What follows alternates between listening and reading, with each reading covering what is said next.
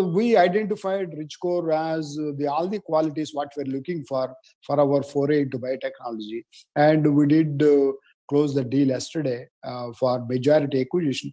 Interestingly, what we acquired, the stake is only from private equity partners, Eight Roads and Venturist. The current founders and promoters, the senior management will continue to drive that, and we will only help them to grow faster. Okay, Dr. Chava, can you talk us through specifically what opportunities in the biotech space this acquisition gives you? And what is the potential market size of this?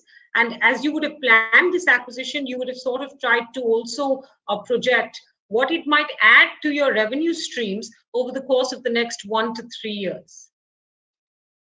Currently, Richcore makes animal origin-free ingredients for cell culture. Their unique proposition is what they make is animal origin-free. That's their unique selling point. What they make currently is cell culture ingredients. They make enzymes for health and nutrition. And they just started doing proteins contract manufacturing from their R&D and launch scale facility. They started building large scale facility, and which we expect it will be ready between February and March next year. That's where the quantum jump in revenues will come. And not only that, we will help them to put up even more big facilities to capture contract manufacturing opportunities in recombinant protein space. Dr. Chava, what is the size of the business right now in terms of the revenue at Richcore? And what do you hope you might be able to increase it to in the next year or 2 or 3?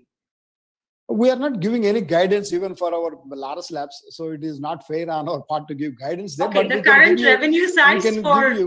The first 6 months, they have done about 30 crores. And we expect they will do better than the first 6 months in the second half. And the major flip will come once their large-scale facility come on stream, which will be March 2021.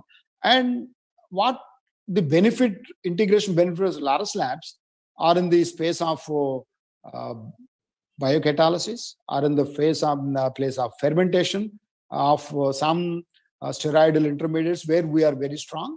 So we will utilize their expertise in enzymes design and manufacturing, while we help them to build large-scale facility to produce ingredients, to produce enzymes for health and nutrition, enzymes for industrial use, and also the big opportunity where we are focusing, as I mentioned, doing contract development manufacturing of recombinant proteins. That's where we expect they will generate significant revenue in the medium to long term, and where we are willing to help them to put up a large capex there. Okay, so your significant revenue opportunity in a business like this, you're saying, comes from being able to invest in additional large capacity and therefore being able to grow the business. That's where you see the big boost coming in the, let's say, next 2 to 5 years, even if you won't give us any numbers. Is that correct? The major revenue boost will come from the new facility, which will come live March next year. Okay. And that will be very significant growth for them. And the next growth driver will be they have to set up one more facility for which they already acquired land. And that will come on stream by end of next year. So they have to continuously invest to grow their business. And we don't expect to invest any further equity into the company. You don't own all of this company. The current promoters of Richcore are staying on, right? So, I mean, what's the management situation, or how does it work? They continue to run the business and this will be a subsidiary of Laurus Labs? Yes, we are acquiring a little more than 72% of the equity, and the rest is held by the current founders and promoters. They continue to run the operations, and we will only help them to grow.